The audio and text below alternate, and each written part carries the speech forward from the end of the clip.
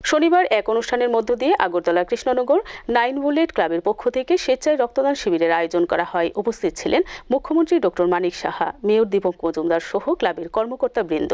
শনিবার কৃষ্ণনগর 9 বুলেট ক্লাবের পক্ষ থেকে স্বেচ্ছা রক্তদান শিবির অনুষ্ঠিত হয়। রক্তদান শিবিরের আনুষ্ঠানিক উদ্বোধন করেন মুখ্যমন্ত্রী ডক্টর মানিক সাহা।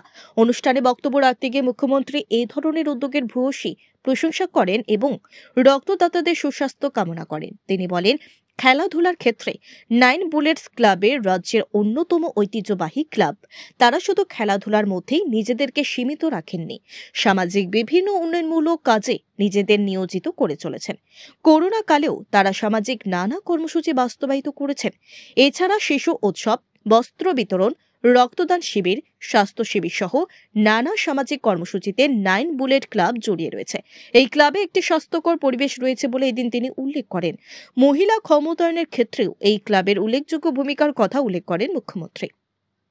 প্রসঙ্গক্রমে তিনি জানান, এই ক্লাবের সভাপতি এবং সম্পাদক দুজনেই মহিলা।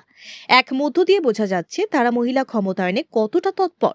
সরকারের পাশাপাশি 9 বুলেট ক্লাব যেভাবে সমাজ উন্নয়নে কাজ করে চলেছে তা সত্যি প্রশংসার যোগ্য বলে তিনি উল্লেখ করেন। 9 বুলেটস ক্লাবের একটু আগে যা শুনলাম তাতে দেখা গেল বস্ত্রদান থেকে শুরু করে যখনই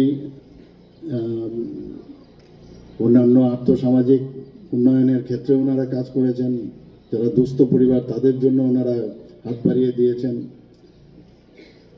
এবং কোভিডের সময়ও কিন্তু ওনাদের উল্লেখযোগ্য একটা অবদান, আমার কাছে যা খবর আছে ওনারা কিন্তু সেই কাজটাও করেছেন।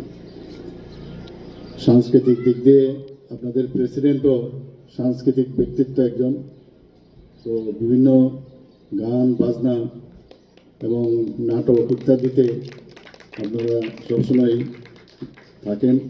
আমার খুব ভালো লাগলো যে প্রেসিডেন্টও মহিলা, আর যিনি সেক্রেটারি আছেন উনিও মহিলা, এবং মহিলাদের উন্নয়নের জন্য আমরা সরকারের পক্ষ থেকে আমরা চেষ্টা করছি তাদের ক্ষমতায়ন।